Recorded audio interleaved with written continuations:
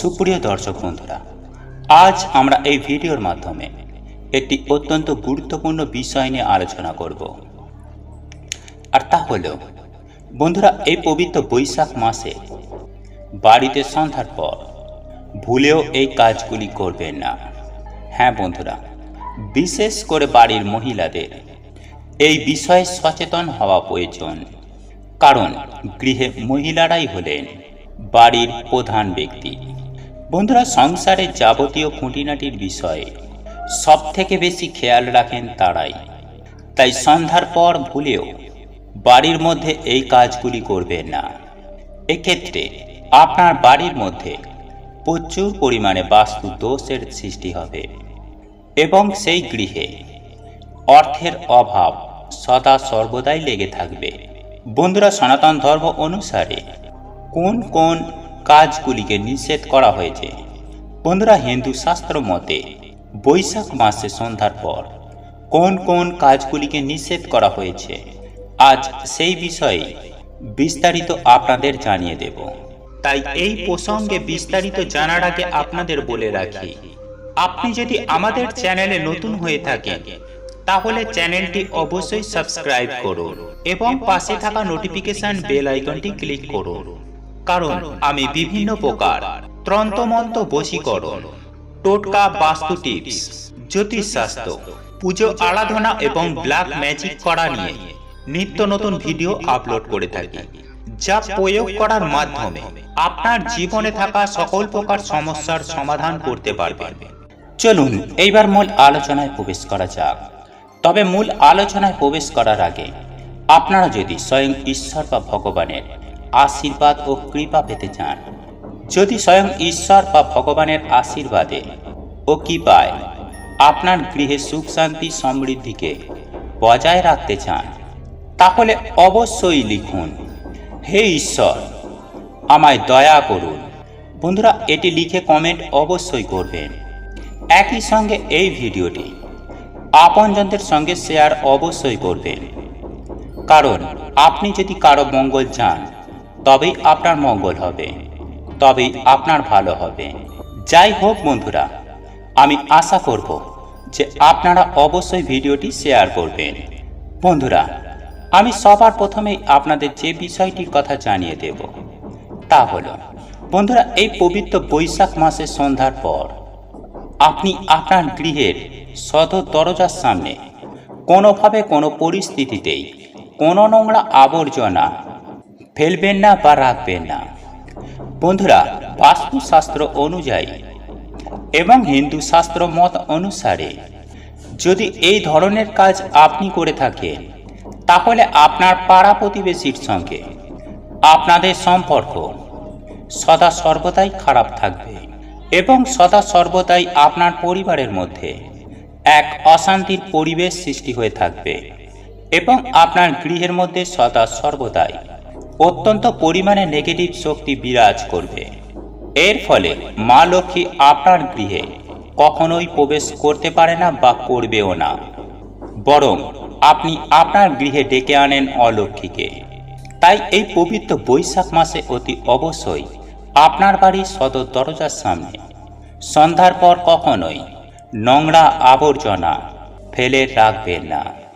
তবে এখানে এই প্রসঙ্গে আরও একটি বিষয় আপনাদের জানিয়ে রাখি, আর তা হলো বন্ধুরা, এই বিষয়টি শুধুমাত্র সন্ধ্যার পর প্রযোজ্য নয়, দিনের প্রতিটা ক্ষণে প্রতিটা ক্ষেত্রে এই বিষয়টি প্রযোজ্য।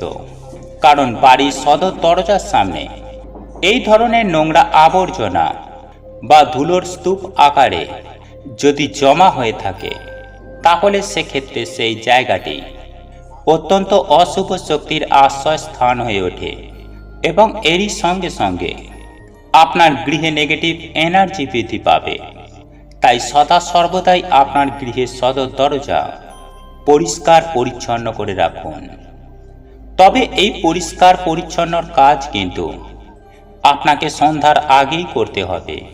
বন্ধুরা, সন্ধ্যার পর দুয়ার পরিষ্কার করা কিন্তু কখনোই যাবে না, অর্থাৎ বাড়ির মধ্যে ঝাড়ু বা ঝাঁটা দেওয়া একেবারেই নিষিদ্ধ বলে বলা হয়েছে আমাদের শাস্ত্রে। বন্ধুরা, এই সময়ে ঘরদোয়ার পরিষ্কার করলে গৃহে থাকা মা লক্ষ্মী অত্যন্ত পরিমাণে অসন্তুষ্ট হন। বন্ধুরা, বাস্তুশাস্ত্র অনুসারে এই সময়ে ঘরদোয়ার পরিষ্কার করলে গৃহের ইতিবাচক শক্তি বাড়ির বাহিরে চলে যায় এবং এর ফলে সেই গৃহে প্রবল অর্থ কষ্ট দেখা দিতে পারে। বন্ধুরা, বাড়ির মধ্যে অনেক সময় দেখা যায় যে ছোট বাচ্চা কাচ্চা থাকলে এই নিয়মগুলি মানা সম্ভব হয়ে ওঠে না। তবে তখন সেক্ষেত্রে চেষ্টা করুন গৃহে ঝাঁটা না দিয়ে বরং সেই স্থানটিকে মুছে নিন। তবে মোছার সময় অতি অবশ্যই সামান্য পরিমাণের লবণ সেই জলে মিশিয়ে নেবেন। বন্ধুরা, এরপর দ্বিতীয় যে বিষয়টির কথা বলবো তা এই পবিত্র বৈশাখ মাসের সন্ধ্যার পর করা কখনোই উচিত নয়। বন্ধুরা, এই পবিত্র বৈশাখ মাসে তথা সারা বছরই সন্ধ্যার পর তুলসী গাছে হাত দেবেন না বা স্পর্শ করবেন না এবং কখনোই সূর্যাস্তের পর তুলসী পাতা তুলবেন না। বন্ধুরা, আপনি যদি এইরূপ ক্রিয়া করেন তাহলে আপনি নিজেই আপনার দুর্ভাগ্যকে ডেকে আনবেন। বন্ধুরা, তুলসী গাছ সূর্যাস্তের পর স্পর্শ করলে মা লক্ষ্মী অতই রুষ্ট হন। তাই সন্ধ্যার সময় যখন আপনি তুলসী তলায় প্রদীপ প্রজ্বলন করছেন বা সন্ধ্যা আরতি করছেন, সেই সন্ধ্যা আরতি করার পর ভুল করেও তুলসী গাছ স্পর্শ করবেন না বা তুলসী পাতা ছিঁড়বেন না। তৃতীয়ত, এই পবিত্র বৈশাখ মাস চলাকালীন সূর্য ডোবার পর বাইরের কোনো ব্যক্তি যদি দুধ, দই বা লবণ বা চাল চাইতে আসে, তা সন্ধ্যার পর কখনোই কিন্তু এই সব জিনিস আপনি সেই ব্যক্তিকে কখনোই দেবেন না। এই কথাটি আপনারা অবশ্যই খেয়াল রাখবেন, কারণ এই রকম কিছু করলে বাড়ির লক্ষ্মী বাইরে চলে যায় ও একই সঙ্গে বাড়ির মধ্যে থাকা পজিটিভ শক্তিও একেবারে দূর হয়ে যায় এবং এই একটি ভুলেই আপনার জীবনে গভীর থেকে গভীরতম সংকট নেমে আসতে পারে। তাই এই পবিত্র বৈশাখ মাস চলাকালীন সন্ধ্যার পর কখনোই এই দ্রব্যগুলি দেবেন না বা কখনোই এই সমস্ত দ্রব্য আপনি দানও করবেন না। তবে হ্যাঁ, সূর্যাস্তের আগে এই সমস্ত জিনিসগুলি বা দ্রব্যগুলি আপনি দানও করতে পারেন বা ধারও দিতে পারেন। এমনকি আপনি ধার নিতেও পারেন, কিন্তু অনুগ্রহ করে সন্ধ্যার পর এই সমস্ত জিনিস বা দ্রব্যগুলি কখনোই কিন্তু কাউকে ধার দেওয়া বা দান করা একদমই উচিত নয়। বন্ধুরা, চতুর্থ বিষয়টি অত্যন্ত গুরুত্বপূর্ণ বিষয়। অনেক সময় আমরা এই বিষয়টাকে গুরুত্ব দিই না, আমরা আগামী কালের জন্য ফেলে রাখি। আর তা হলো, আপনার বাড়িতে যদি বৈভব, ঐশ্বর্য বা অপার সুখ শান্তি সমৃদ্ধি চান, যদি আপনারা এই নতুন বছরে কোটি কোটি টাকার মালিক হয়ে উঠতে চান, তাহলে অতি অবশ্যই বাড়িতে সবার আগে আপনাদের নোংরা বাসনপত্র বা এঁঠো বাসনপত্র, একই সঙ্গে আপনার রান্নাঘর অতি অবশ্যই পরিষ্কার ও পরিচ্ছন্ন করে রাখবেন। বন্ধুরা, অপরিষ্কার ও এঁটো বাসনপত্র বা নোংরা রান্নাঘর থাকলে শনিদেবের কুদৃষ্টি সেই সকল বাড়ির ওপরেই পড়ে এবং এই সমস্ত নোংরা আবর্জনাগুলি থাকলে প্রচুর পরিমাণে নেগেটিভ শক্তি বৃদ্ধি পায়। একই সঙ্গে রোগ জীবাণুও আপনার গৃহের মধ্যে ছড়িয়ে পড়তে পারে। এবং পঞ্চম বিষয়টি হল, এই পবিত্র বৈশাখ মাস চলাকালীন সন্ধ্যার পরে আপনার বাড়ির যে কোনো সদস্য চুল, নখ, দাড়ি যেন না কাটে।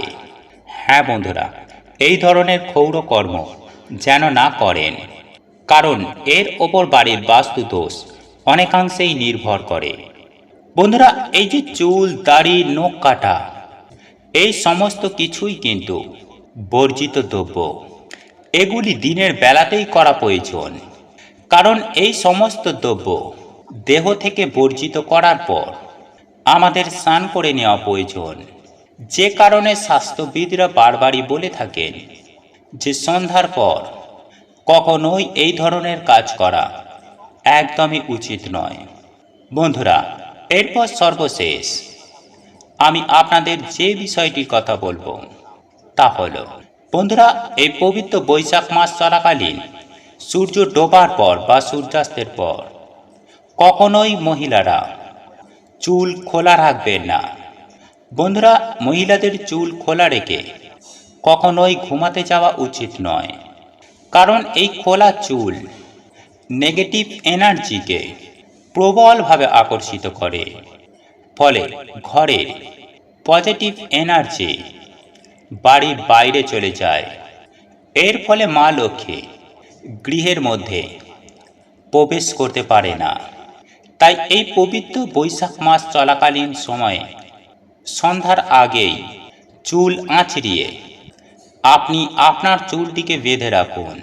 সন্ধ্যার পর যেমন চুল খোলা রাখা উচিত নয়, ঠিক তেমনই চুল আঁচড়ানোও কিন্তু একদমই উচিত নয়।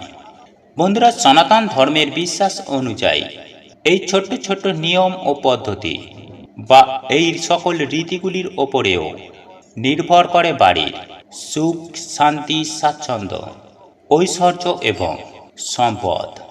তাই আপনারা যদি এই নতুন বছরে সুখ, শান্তি, সমৃদ্ধময় জীবনযাপন করতে চান, যদি এই নতুন বছরে কোটি কোটি টাকার মালিক হয়ে উঠতে চান, যদি এই নতুন বছরে আপনারা প্রচুর পরিমাণে ধন সম্পত্তির মালিক হতে চান, যদি এই নতুন বছরে আপনারা স্বয়ং ঈশ্বর বা ভগবানের আশীর্বাদ ও কৃপা লাভ করতে চান, তাহলে এই সকল বিষয়গুলি অতি অবশ্যই মাথায় রাখবেন এবং মেনে চলার চেষ্টা করবেন।